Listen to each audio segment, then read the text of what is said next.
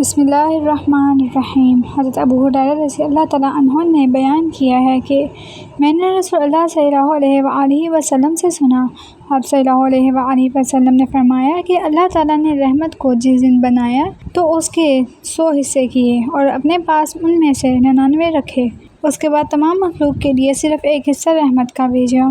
بس اگر کافر کو وہ تمام رحم معلوم ہو جائے جو اللہ کے پاس ہے تو وہ جنت سے نا امید نہ ہو، اور اگر مومن کو وہ تمام عذاب معلوم ہو جائیں جو اللہ کے پاس ہیں تو وہ دوزخ سے کبھی بے خوف نہ ہو۔ حضرت ابو ہریرہ رضی اللہ تعالیٰ عنہ نے بیان کیا ہے کہ نبی کریم صلی اللہ علیہ وآلہ وسلم نے فرمایا، بندہ اللہ کی رضا کے لیے ایک بات زبان سے نکالتا ہے، اسے وہ کوئی اہمیت نہیں دیتا مگر اس کی وجہ سے اللہ اس کے درجے بلند کر دیتا ہے۔ وہ ایک دوسرا بندہ ایک ایسا کلمہ زبان سے نکالتا ہے اور اللہ کے ناراضگی کا باعث ہوتا ہے، اسے وہ کوئی اہمیت نہیں دیتا لیکن اس کی وجہ سے وہ جہنم میں چلا جاتا ہے۔ حضرت ابو ہریرہ رضی اللہ تعالیٰ عنہ نے بیان کیا ہے کہ رسول اللہ صلی اللہ علیہ وآلہ وسلم نے فرمایا، قیامت کے دن لوگ پسینے میں شرابور ہو جائیں گے اور حالت یہ ہو جائے گی کہ تم میں سے ہر کسی کا پسینہ زمین پر 70 ہاتھ تک پھیل جائے گا اور منہ تک پہنچ کر کانوں کو چھونے لگے گا۔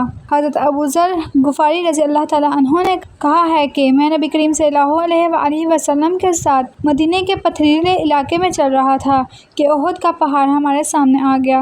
نبی کریم صلی اللہ علیہ وآلہ وسلم نے دریافت فرمایا، ابو ذر، میں نے عرض کیا، حاضر ہوں یا رسول اللہ؟ آپ صلی اللہ علیہ وآلہ وسلم نے فرمایا کہ مجھے اس سے بالکل خوشی نہیں ہوگی کہ میرے پاس اس احد کے برابر سونا ہو اور اس پر 3 دن اس طرح گزر جائیں گے کہ اس میں سے 1 دینار بھی باقی رہ جائے، سوا اس تھوڑی رقم کے جو میں قرض کی ادائیگی کے لیے چھوڑ دوں، بلکہ میں اسے اللہ کے بندوں میں اس طرح خرچ کروں، اپنے دائیں طرف سے، بائیں طرف سے اور پیچھے سے۔